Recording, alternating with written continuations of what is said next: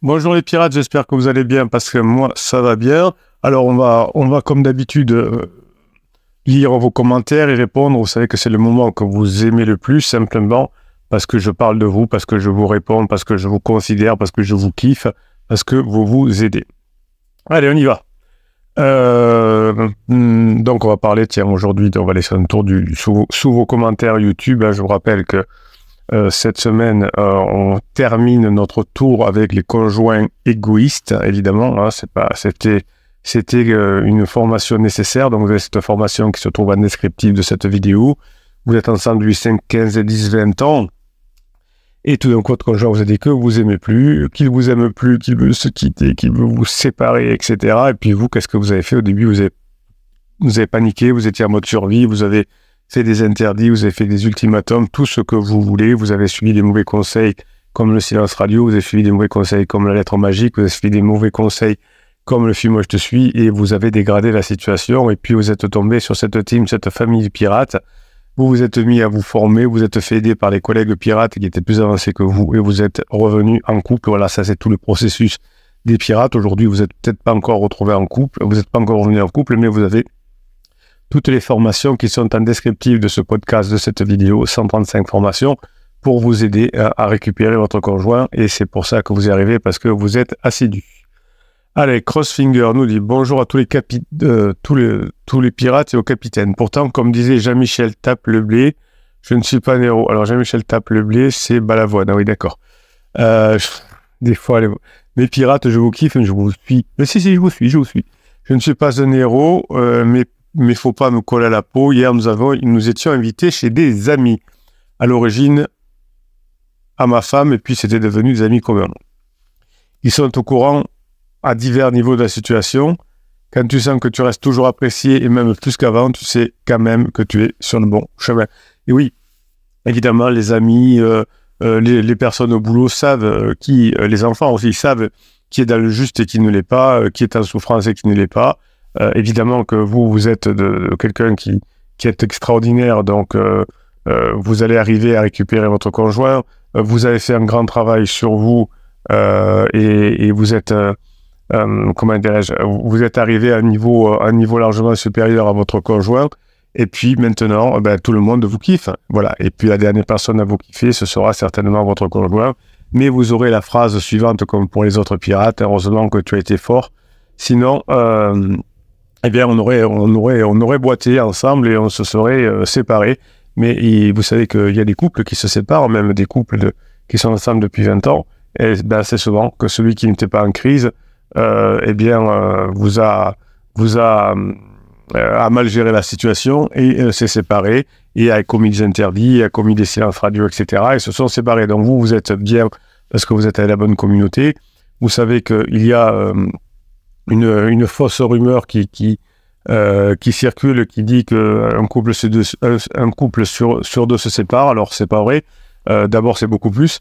À la fin de la lune de miel, c'est peut-être 3/4 ou 8 couples sur 10 qui se séparent après la lune de miel, c'est-à-dire qu'on croyait que l'autre était comme ça, et puis finalement, il n'est pas du tout comme on l'avait imaginé. Dans notre vie, on a peut-être 2 ou 3 histoires qui sortent véritablement de la lune de miel, donc c'est beaucoup plus que 50%, c'est plutôt 80% d'échecs après la lune de miel. Et en revanche, quand on est ensemble depuis 5, 10, 15, 20 ans, les chiffres sont largement inférieurs à 30%, peut-être 20%, je sais pas, j'ai plus les chiffres en tête. Mais en tout cas, dans ces 20% de couples qui vont mal après avoir passé 5, 10, 15, 20 ans ensemble, eh bien, si vous gérez bien la situation, vous continuez comme pirate. Crossfinger le kiffe, qui va réussir lui aussi certainement à récupérer son conjoint. En tout cas, on le lui souhaite. Immortal Family qui dit bonjour la team pirate, il faut juste se dire que c'est normal pendant une crise, les pathologies sont identiques avec nos chers criveux, c'est vrai que c'est pénible, oui. Vous avez exactement les mêmes symptômes dans toutes les crises, la crise d'adolescence, crise de la trentaine, crise de la quarantaine, avec cette crise de vie, ce moment où on ne sait plus où on en est, ce moment où on a une perte de sang, ce moment où on fait la gueule à ses parents, puis à son mari, au moment où on veut plus communiquer, au moment où tout nous saoule. Voilà. Donc ça, c'est toutes les crises, c'est toutes les mêmes. Évidemment, hein, quand on a un enfant en crise existentielle, on pense pas, si on y pense parfois, mais à le mettre dehors, mais enfin, on le fait pas. Et par contre, dans la crise de la quarantaine, dans des mauvais conseils, imaginez que vous ayez un conseil d'un coach qui vous dise à votre enfant qui est en crise existentielle, ben, faites un silence radio. Voilà, ne lui répondez pas, ne lui parlez pas. Quand il vous adresse la parole, ne répondez pas. Faites le minimum.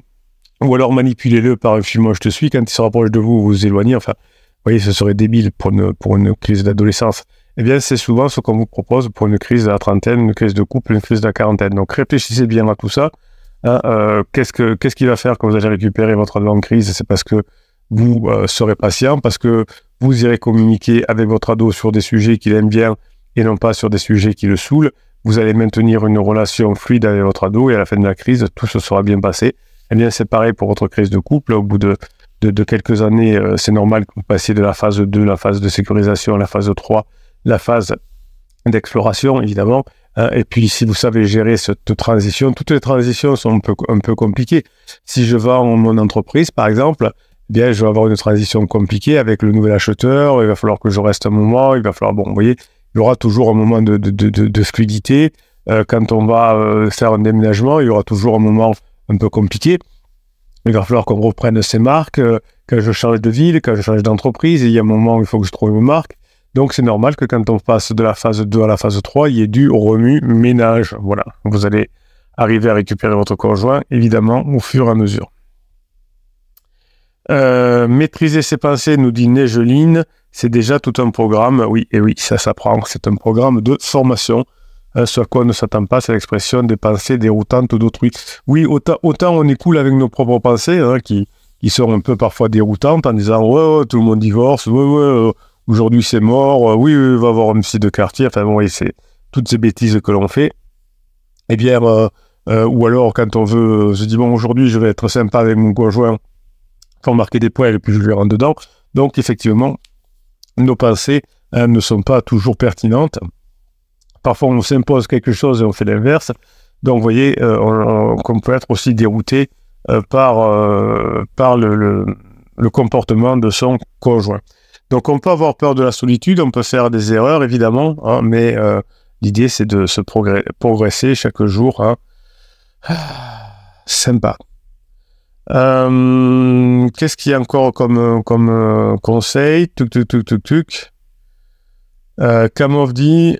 nous avons tous paniqué au début. Oui, c'est vrai, on a tous paniqué au début et ensuite on s'est remis ensemble. En tout cas, on a fait ce qu'il faut, on s'est formé et on avance de mieux à mieux. Est-ce qu'on a encore encore plein de questions. Allez, hop. Je suis très très loin d'être en demande, dit Mani, d'être en demande. Imani auprès de mon ex-futur mari, par contre, lui, est en forte demande de sa dose de shoot. On ne ferait faire, oui, on est tellement mal pendant la crise existentielle qu'on a besoin de shoot de dopamine, évidemment. Et vous savez que le shoot de dopamine est de moins en moins efficace. Plus on en fait, plus les récepteurs de dopamine s'abîment. Donc, il en faut de plus en plus jusqu'à ce qu'on ait effectivement un trop plein et qu'on tombe dans une forme d'épuisement cérébral et physique et qu'on n'en puisse plus. C'est comme des personnes qui prennent de la drogue pendant des années et qui finissent par s'enlacer simplement parce que peut-être leur corps ne suit plus. C'est exactement ce qui se passe aussi dans la crise existentielle. Laissons les criseux poursuivre leur processus de crise, processus dont personne ne peut arrêter à part la personne en crise elle-même. Non, effectivement, vous avez déjà assez de boulot sur vous-même à récupérer vos pensées, vos émotions, à se maîtriser, à gérer l'égoïsme de votre conjoint, que vous n'allez pas vous mêler de la crise de son conjoint. Alors, la bonne nouvelle, c'est que toutes les crises se terminent. Il n'y a pas une exception depuis la nuit des temps où une crise s'est déroulée. Il n'y a personne qui est en crise d'adolescence à 80 ans, ou alors c'est une pathologie. Donc, vous êtes sûr que la crise de votre conjoint va se terminer. Est-ce que vous, au moment de la fin de la crise, vous aurez suffisamment de travailler sur vous pour passer des bons moments ensemble et revenir ensemble? Ça, c'est la seule question que vous posez. Est-ce que vous avez envie de bosser? Est-ce que vous avez envie de mettre en application? C'est la seule chose. Après, votre conjoint n'a pas à se poser la question sur la crise. Est-ce que la crise d'ado va se terminer? Oui, oui, elle va se terminer. Est-ce que la crise de la quarantaine va se terminer? Oui, elle va se terminer. Est-ce que vous aurez fait trop d'interdits d'ici là? Pourquoi pas? Vous savez, il y a même des parents qui se sont tellement mal comportés pendant la crise ado de leur conjoint, qui a des séquelles pendant longtemps parce que il y a eu beaucoup de disputes. Et puis, il y a des crises d'ados qui se passent très tranquillement parce que les parents savent gérer la situation et ne s'affolent pas et savent que ça va se terminer. Donc, pour vous, c'est pareil. Évidemment, il y a des situations qui sont plus difficiles que d'autres.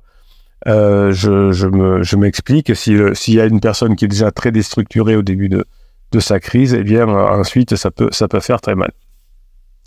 Mon créseux vient de... Alors, Madine dit, mon créseux vient de m'apprendre sa relation pansement et de suite, j'ai une demande sur et nous, annonce de la bombe en 21 divorce, en 22 départ de la maison, en juillet 23. J'ai malgré mes efforts pas réussi, je ne sais pas pourquoi. Ah, bon, peut-être on peut en parler. Non, ça c'est la joie qui dit, c'est pas Mani, c'est la joie, pardon. J'ai malgré mes efforts pas réussi, donc on peut en parler, on se fera un petit coaching pour en parler. Je ne sais pas pourquoi cela ne penche pas en ma faveur. Oui, il doit y avoir des besoins que vous ne savez pas détecter chez votre conjoint et qui lui manquent. Bon, on va essayer de les trouver ensemble. À part que son désir de vivre autre chose, sa liberté est tellement forte. Oui, bien sûr, on n'a plus envie, ça c'est tout à fait normal, ils disent tous la même chose quand on est en crise. À la fin de sa phase de sécurisation, on veut une phase de liberté. Alors, pas une phase de liberté sans vous, hein, pas forcément, mais si vous êtes trop lourd, effectivement, vous allez être associé à de la lourdeur, donc la liberté, ce ne sera pas vous. En revanche, si vous permettez de passer des bons moments de plaisir avec votre conjoint, en fait, quand on dit la liberté, c'est je veux des bons moments, je veux vivre des bons moments. Donc, si ça avec vous, tant mieux, sinon ce sera sans vous. J'ai des contacts quotidiens avec lui, il a conscience de faire souffrir, mais cela ne suffit pas, alors quoi faire de plus? Je ne sais pas. Se trouver la clé, de toute façon, je ne sais pas quel est le plaisir que vous pouvez donner à votre conjoint, je ne sais pas quels sont ses besoins. Est-ce que vous connaissez ses besoins? Tiens, la joie, dites-nous les besoins. Donc, ne nous remettez pas à la liberté, parce que ça, c'est exactement tout ce que les personnes disent, et c'est pas ça. Qu'est-ce que vous apportez pas? Est-ce que c'est sensuel? Est-ce que c'est sexuel? Est-ce que c'est intellectuel? Est-ce que c'est émotionnel? Est-ce que vous êtes trop casanier pour lui? Est-ce que vous faites trop de sport? Est-ce que vous faites assez de sport? Enfin, je sais pas, essayez de trouver ce que vous faites mal et puis ensuite on va le remettre en place. Et quand il veut bien lui faire passer ses bons moments, mais c'est assez maigre pour conquérir quelqu'un, je ne perds pas l'espoir et le cap, mais je suis factuel, on en prend pour un certain temps. Oui, dans toutes les crises, on en prend pour un certain temps. Si la personne est déstructurée au départ, c'est plus long. Si vous avez fait beaucoup d'abus au départ, c'est beaucoup plus long. Si vous travaillez beaucoup, si vous formez beaucoup, si vous augmentez votre zone de compétence, c'est plus court. Vous voyez, ça va dépendre aussi en partie de vous.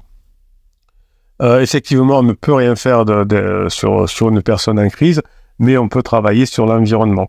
C'est-à-dire que, je vous donne une métaphore, ça va vous faire sortir au plafond. Attention, pépite, c'est comme la météo, on ne peut rien faire, hein, c'est la météo. Oui, on est en hiver, mais on finira par aller en été. Ça, on en est sûr. On ne sait pas exactement si ce sera le 21 juin ou le 22 mai, je ne sais pas. Ça dépendra des années. On est sûr que l'hiver va se terminer, qu'on finira en été. Voilà, donc ça, c'est sûr. Quel est le contexte? Est-ce que je passe bien mon année d'hiver? Parce que même s'il fait froid, est-ce que je fais ce qu'il faut pour chauffer ma maison, pour ne pas laisser les portes ouvertes, etc., pour arriver en pleine forme dans l'été? Voilà, c'est exactement la même chose. On ne peut rien faire sur le climat, mais on peut gérer le contexte au mieux. Voilà. Il y a des moments où il pleuvra, on ne pourra pas bronzer. Donc là, c'est sûr. Hein, quand votre conjoint est en down, on ne peut pas avoir une bonne relation, mais vous êtes sûr que l'hiver se terminera, comme vous êtes sûr que l'été va se terminer, comme vous êtes sûr que l'automne va se terminer et que après l'automne, nous aurons l'hiver. Donc voilà, ça, c'est une certitude. Après, on verra comment on le gère. Une fois qu'on a dit ça, vous voyez, c'est une vraie pépite parce que là, vous devez souffler et dire, ben oui, au moins je sais, et j'ai aucun exemple qu'a le capitaine depuis 1999, mais moi non plus, j'ai aucun exemple d'une crise qui a duré toute une vie, tout le monde en est sorti. Il n'y a aucun hiver qui est sorti, alors peut-être au pôle Nord et encore, même pas. Il y a des saisons au pôle Nord aussi, il n'y a aucun hiver qui a duré 10 ans. C'est pas possible. Donc, c'est vrai qu'il y a des régions où il fait plus froid que d'autres, hein, mais on finit par sortir de l'hiver. Bon, peut-être qu'au pôle Nord, on sort de l'hiver plus tard que dans des pays méditerranéens, mais on finit toujours par en sortir. Voilà mes pirates adorés, j'espère que je vous ai donné le coup de boost parce que vous le méritez. Vous méritez parce que vous êtes des bosseurs, vous mettez en application ce que vous apprenez dans les formations, vous comprenez les analogies. Ce qui est fort avec les pirates, c'est que vous apprenez des choses qui marchent dans tous les domaines de la vie. Hein, vous voyez, tout a des similitudes finalement. La pépite que je viens de vous donner avec la comparaison sur les saisons, eh bien, ça doit vous donner un coup de boost, c'est dire, ben oui, en fait, c'est exactement ça. Mais c'est vrai que quand on est en hiver, des fois, vous savez, on a eu 3 ou 4 jours de pluie, on n'en peut plus, on dit, est-ce que l'été va revenir, ou en été, quand on a chaud pendant très longtemps, pendant un mois de canicule, ça n'existe pas, mais 3 ou 4 jours de canicule, ça existe. On se dit, mais est-ce que ça va finir? Est-ce que je voudrais bien dormir, il fait trop chaud, hein, je voudrais sortir la journée. Eh bien oui, c'est comme ça. Hein, quand on est dans une situation, quand on est à la tempête, on a l'impression que ça va jamais s'en sortir. Quand on était dans le Covid, hein, quand on a passé je crois que c'était 6 semaines, enfin je sais plus combien, vous voyez, pourtant c'est un événement marquant de notre vie, on a été confinés chez nous, on sait même plus exactement le nombre de semaines, mais en tout cas ça nous paraissait très long.